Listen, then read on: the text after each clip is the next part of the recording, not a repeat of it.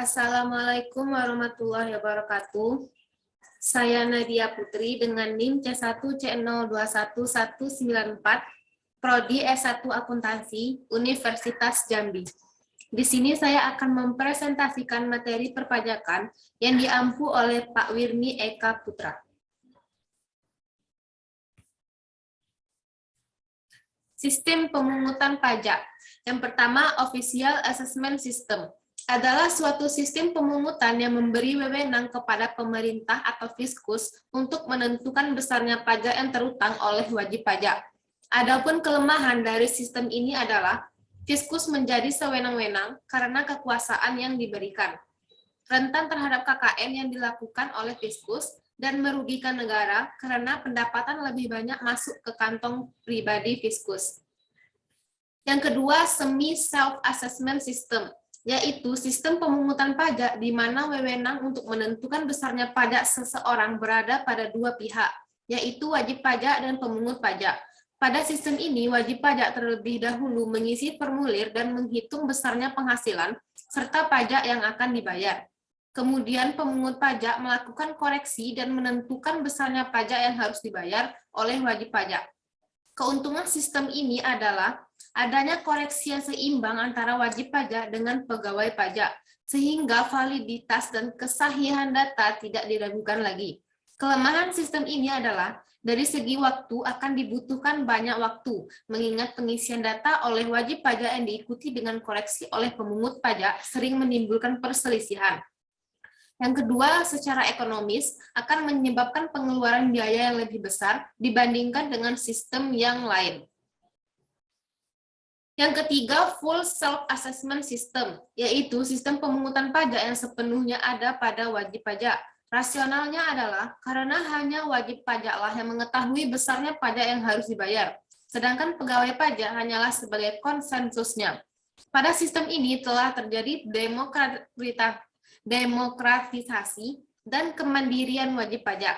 Wajib pajak sudah diberikan keleluasaan dan kepercayaan oleh pemerintah. Biasanya sistem ini akan sangat berhasil diterapkan pada negara-negara yang masyarakatnya memiliki tingkat pendidikan yang bagus, memiliki tingkat kesadaran pajak yang memadai, dan memiliki moralitas dan loyalitas terhadap negara. Yang keempat, Withholding System adalah suatu sistem pemungutan pajak yang memberi wewenang kepada pihak ketiga untuk memotong atau memungut pajak yang terutang oleh wajib pajak.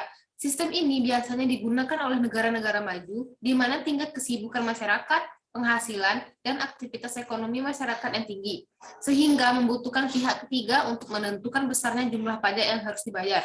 Pada negara-negara berkembang, sistem ini hanya digunakan oleh perusahaan-perusahaan besar yang memiliki tingkat aktivitas dan penghasilan yang relatif banyak. Tarif pajak. Yang pertama, tarif tetap.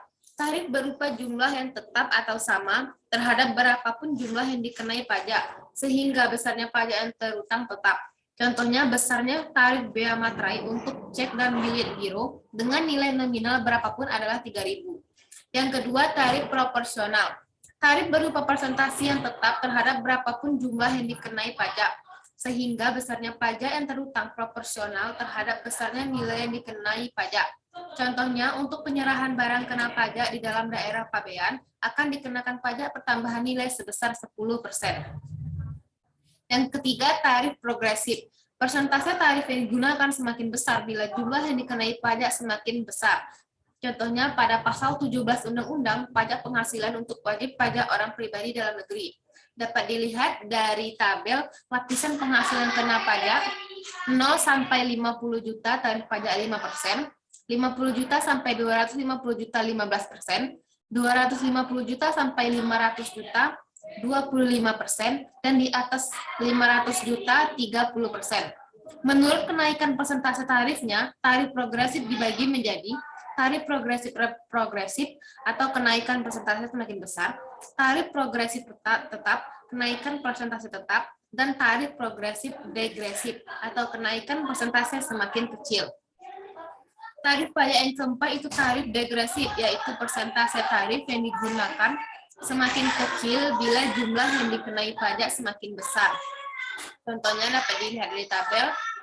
Dasar pengenaan tarif pajak sampai dengan 10 juta 30%, 10 juta sampai 50 juta 28%, 50 juta sampai 100 juta 26%, dan di atas 100 juta 24%. Fungsi pajak ada dua, yaitu fungsi anggaran dan fungsi mengatur. Pajak berfungsi sebagai salah satu sumber dana bagi masyarakat untuk membiayai pengeluaran-pengeluarannya. Contohnya pengeluaran untuk pertanian, membangun monumen atau objek rekreasi, dan belanja pegawai. Sedangkan fungsi mengatur, pajak berfungsi sebagai alat untuk mengatur atau melaksanakan kebijaksanaan pemerintah dalam bidang sosial dan ekonomi.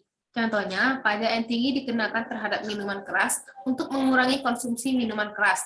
Pajak yang tinggi dikenakan terhadap barang-barang mewah untuk mengurangi gaya hidup konsumtif. Sekian presentasi saya. Semoga dapat menambah pengetahuan kita semua. Saya Nadia Putri, pamit undur diri. Wassalamualaikum warahmatullahi wabarakatuh.